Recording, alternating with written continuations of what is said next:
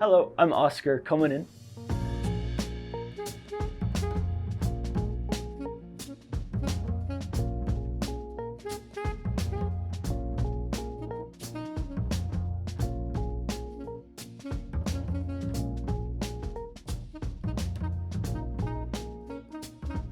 So this Moka Pot I've had for a few years now, maybe like 6 years. And usually what tends to happen with Moka Pots is that the more you use them, the kind of more battered they are, the better the coffee tastes. I think my handle broke off like 2 years ago. I was really reluctant in getting rid of it because the coffee had just started to taste right. I finally decided to make a handle for it, and it seems to do the job, so I don't have to give it up. And I actually really like that it's now even more mine because of the handle. Especially when it's a nice day or if it's warm. I love to work from out here or have breakfast out here. It's really small, but I've kind of, again, made it mine. I've kind of developed a fascination with the bowl. Salvatore Fiume, which is like this Italian artist and poet, he's always had these like sketches and drawings and like this idea of a house shaped as a bowl. And I think looking at his work through time, I kind of became fascinated myself.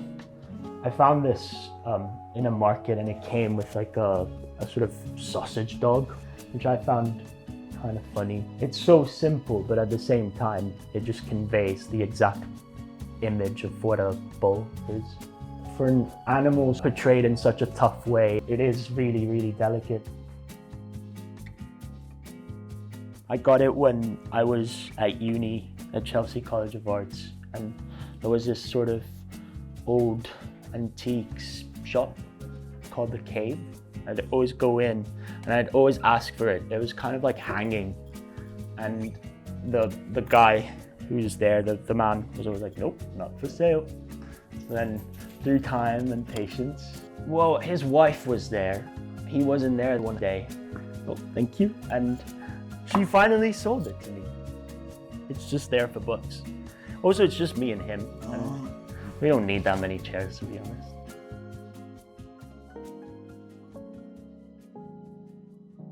Montalbano books are by a Sicilian author called Andrea Camilleri, and he made this character up called Montalbano, and he goes around Sicily basically being a detective and finding murderers and things like that. And yeah, they're all written in Sicilian. They're not even written in Italian. My grandma actually would read a lot of Montalbano books. When she passed away, I kind of asked if I could have them because they remind me of her, and at the same time, I really like that they're printed in Palermo, which is where I'm from, and it's become so big in Italy that it's kind of something to be very proud of.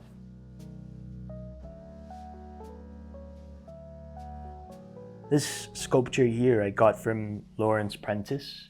It always stuck on my mind for like months and months.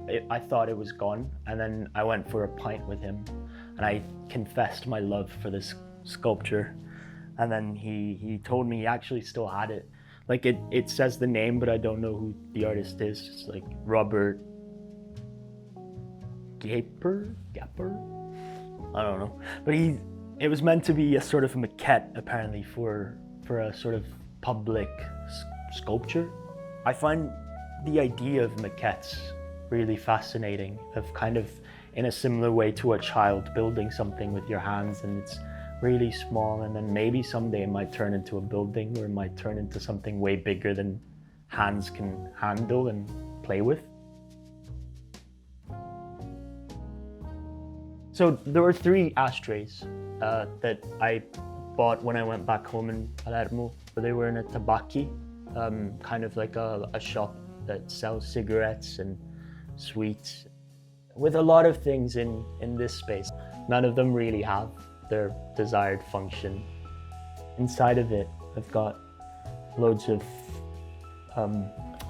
wooden bits from the park. The other one has sweets in it, and then the other one I've given away. My workshop is in Sicily, but when I'm not there, This is pretty much where I work from. In a really weird way, it's kind of an object that's kept me company. It just gives me some sort of comfort and stability. A lot of the food here is non-edible. The garlic is not real.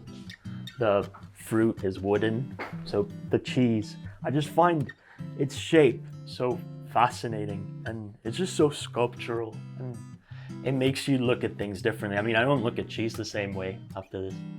It just looks like something out of like the Flintstones or something. Like, it looks like something that's so prop-esque. Pluto! Biscotto! Oh, biscotto. There you go, buddy. I even have a wooden baguette. So it all kind of feeds with each other. I mean, you can eat it, but I wouldn't suggest you do. Those were my 7 wonders. Thanks for coming. Ciao, ciao. The Modern House, selling thoughtfully designed homes across the UK.